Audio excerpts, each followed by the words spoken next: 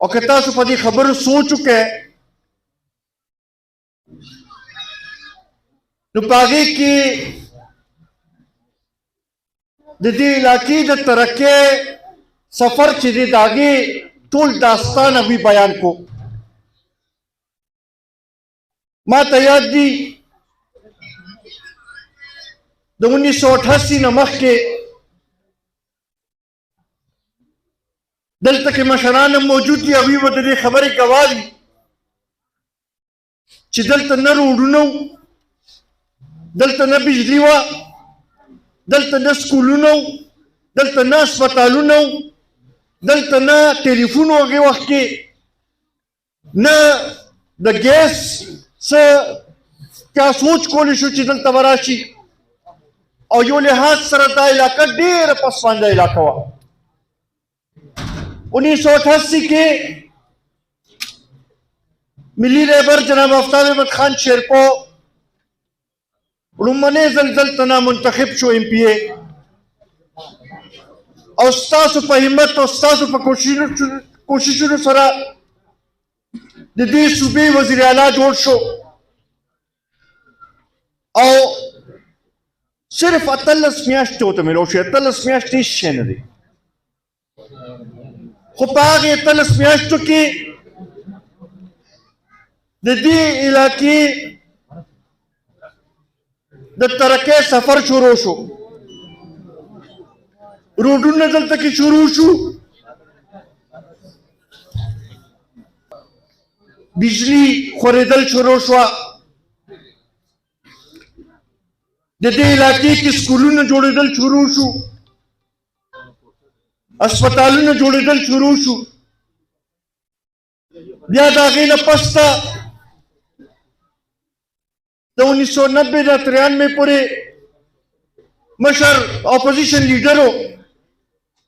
خو بیا هم د دې ځای د ترقۍ سفر جاري و. بیا په 1994 کې دوباره هغوی ته موقع میلو شو، صرف 24 میاشتې حکومت هغوی ته میلو شو او په هغې کې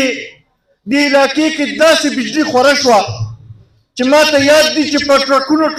ټریلې به راتلې او دلته کې به اچولې کېدلو دې حد ته چې خلکو پلونه چې دي په نیلونو باندې د هغې ستنو نه جوړ کړي او دلته کې هر کلي ته او هر علاقې ته بجلي روانه وه. قومي وطن پارټي قومي وطن پارټي. عزتمندو، حاجي صاحب درته خپله کیسه وکړه چې د دیر احمد حسن خان، ملک مظفر صاحب او نور د هغه ځای مشران د دې مشرانو راوستي او دا بجلي په 24 ګنټو کې مشر ولګوله. زه به درته خپل یو کیسه بیان کړم چې هغه ورځو کې یو وفد ماله راغی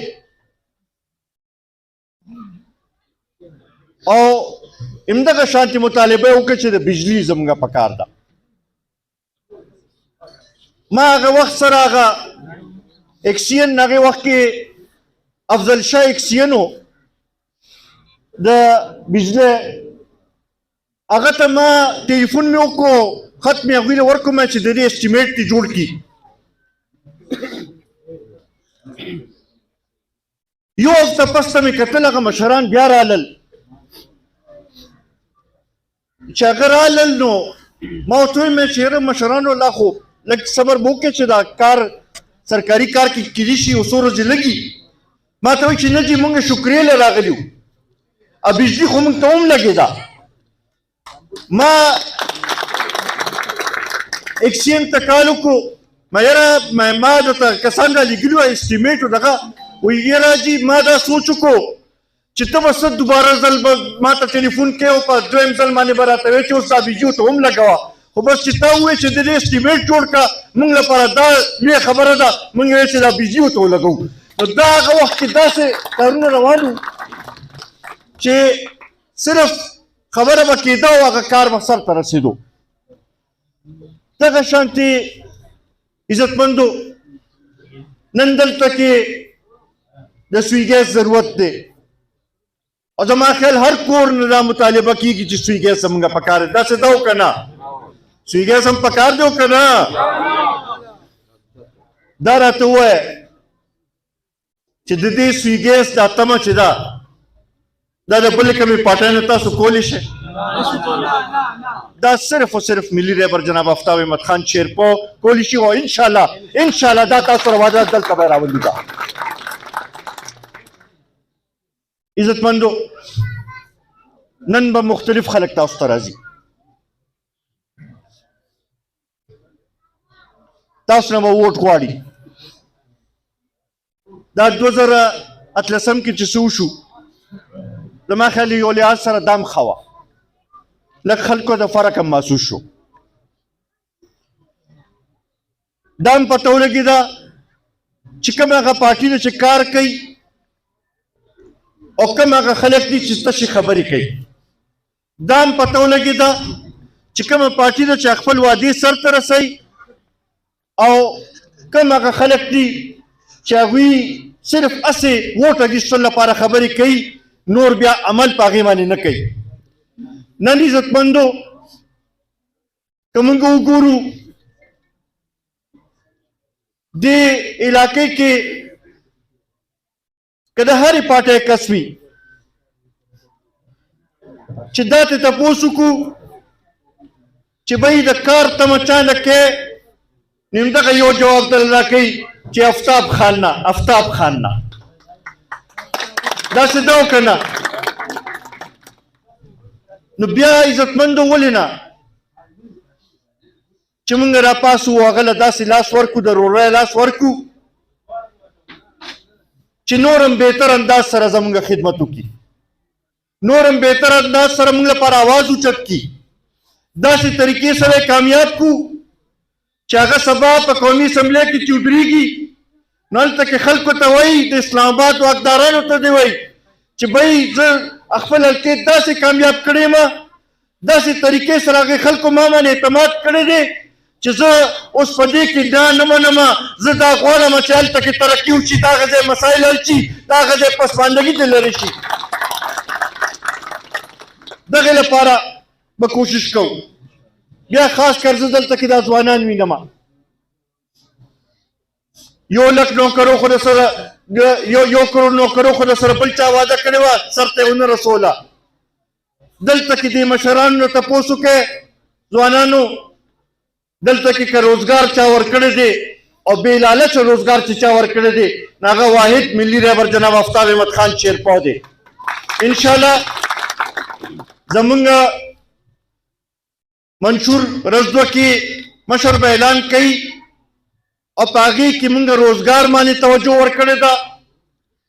د ځوانانو لپاره پای کې ډېر څه دي موږ دا ګڼو چې ځوانان زموږ مستقبل دی او موږ دا غواړو چې دوی له داسې موقع ورکو چې دوی یو مثبت رول په دې معاشرې کې ادا کړي او د دې قوم په پرمختګ کې د دې ځوانانو چې دی یو اهم رول دی چې هغه دوی ادا کړي موږ دغې لپاره کوشش کوو لګیو او انشاءالله تاسو به وینئ چې د ځوانانو اصلي ترجمان چې دی هغه قومي وطن پارټي به وي او ملي رهبر جناب آفتاب احمد خان شیرپو به وي قومي وطن پارټي ملي رهبر جناب آفتاب احمد خان شیرپو زنده‌باد سکندر ایوب خان شیرپو زنده‌باد قومي وطن پارټي زنده‌باد قومي وطن پارټي زنده‌باد په دې وخت سره ورونو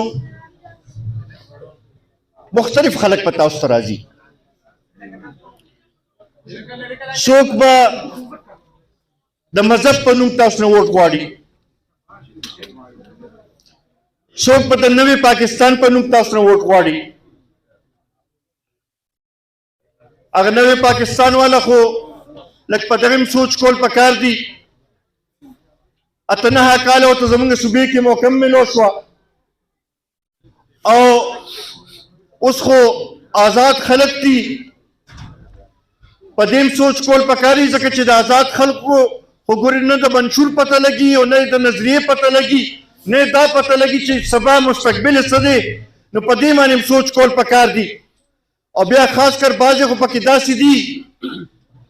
چې یو وخت کې موږ سره بیا آزاد شو بیا موږ له رالل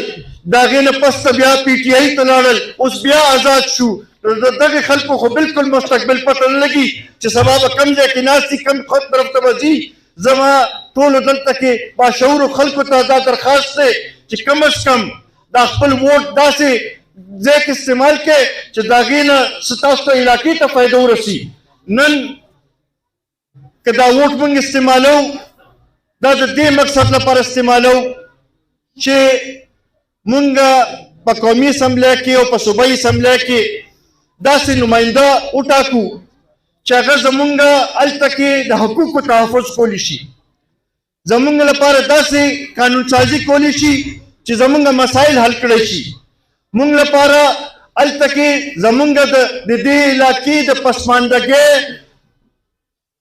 وکالت هلته کې کولی شي مقدمه هلته کې کېښودی شي